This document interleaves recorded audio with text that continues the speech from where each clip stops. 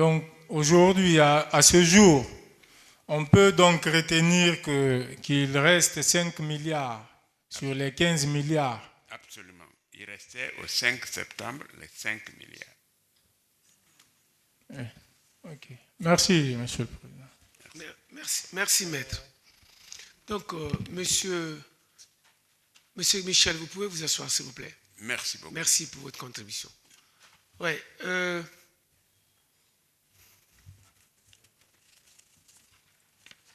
À présent, Madame Zénab.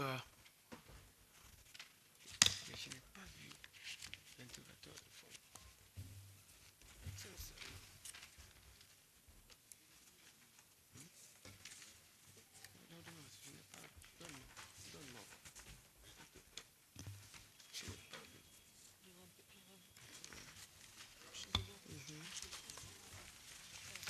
Bonjour, madame. Bonjour, Président. Oui.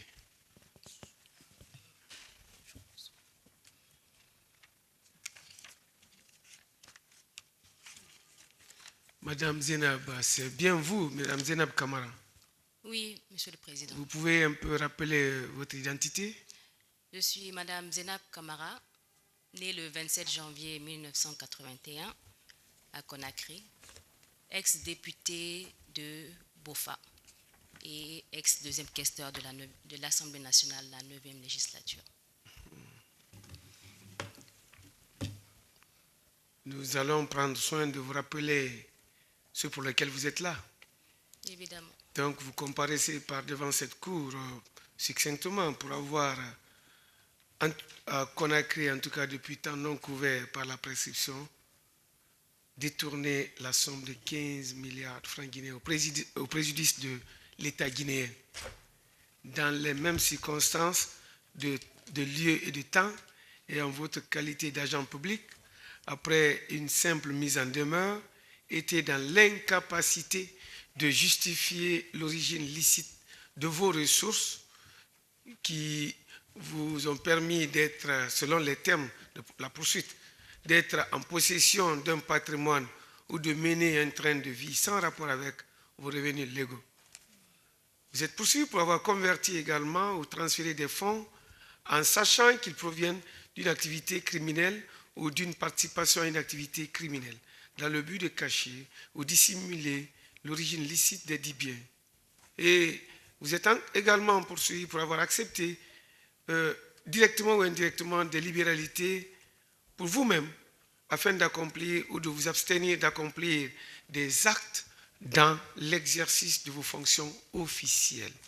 Et en cette qualité, en votre qualité d'agent public, vous êtes poursuivi pour avoir investi, et en étant investi bien entendu d'un mandat électif, vous êtes poursuivi pour avoir pris ou reçu ou conservé directement ou indirectement des intérêts quelconques dans le paiement des primes, salaires et indemnités des députés et dans le paiement des factures liées à la construction du nouveau siège de l'Assemblée nationale. Est-ce que les faits là sont prévus par les dispositions des articles 652, 764 et suivants, 776 du Code pénal, 7, 112, 113 de la loi numéro 024 du 17 août 2021 portant lutte contre le blanchiment de capitaux et le financement du terrorisme, 3 et 4, 45 et 52 de la loi du 4 juillet portant prévention, détection, répression de la corruption. Est-ce que vous reconnaissez ces faits? Non, Monsieur le Président. D'accord.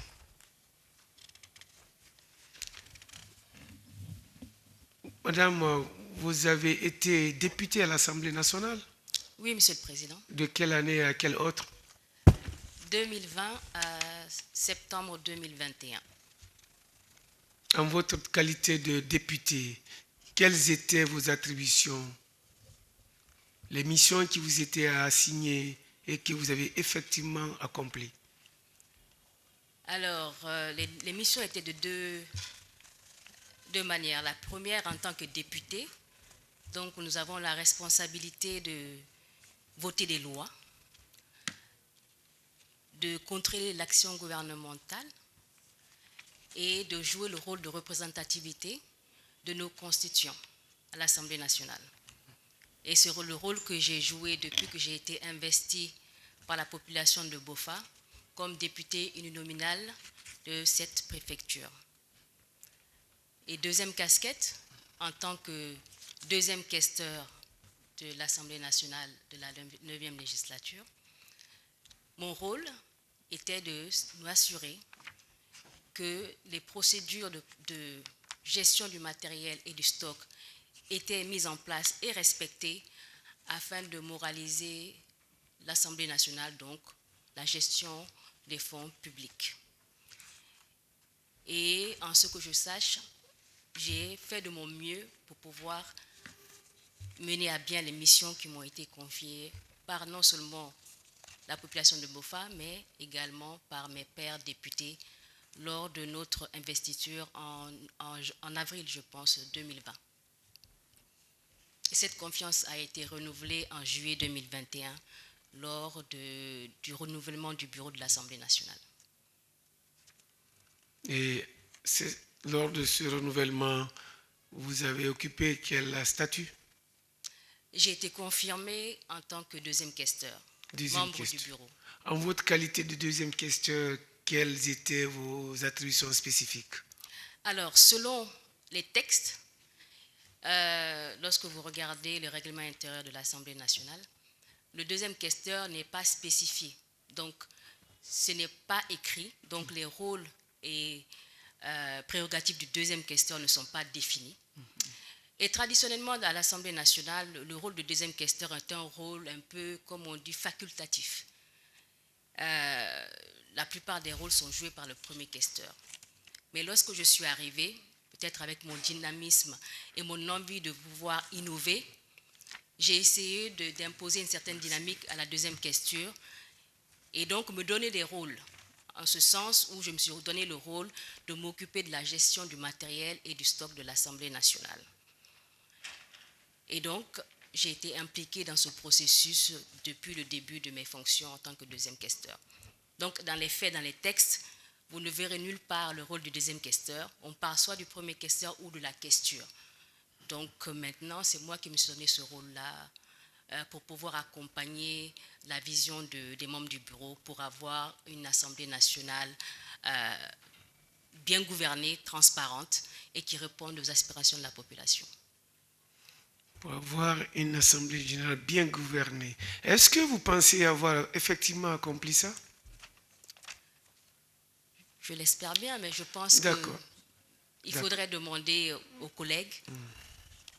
Mais de mon côté, j'ai fait ce que je pensais être le mieux pour accomplir mes fonctions. Est-ce qu'au cours, c'est vrai, la mandature en général, au cours de l'accomplissement de votre mission en tant que deuxième questeur, puisque vous parlez de matériel et logistique, est-ce qu'il n'est pas arrivé par endroit que vous ayez appuyé le questeur en finance? Vous savez, les rôles étaient bien définis. Comme je l'ai dit, je me suis consacrée à mettre en place les différentes procédures au niveau de la deuxième questure. Parce que lorsque nous sommes arrivés, malheureusement, il n'y avait aucune procédure. Et donc, selon mon background, donc je viens de structures où les procédures qui gèrent les relations entre les employés, entre les collègues et dans les sociétés. Donc, partout où je suis passée, la première chose que j'ai toujours faite, les premières initiatives que j'ai toujours entreprises, c'est de mettre des procédures en place afin que tout le monde puisse connaître les règles du jeu. Que ce soit en tant que directrice dans une société minière, que ce soit au niveau du ministère de l'Enseignement supérieur et de la recherche scientifique. Donc, lorsque je suis arrivée à l'Assemblée nationale, je me suis aussi attelée à mettre ces procédures en place. Donc, je ne me suis pas vraiment intéressée à l'aspect financier. Donc, je ne pourrais... En aucune manière. En tant que membre du bureau, bien sûr que nous sommes informés des aspects financiers.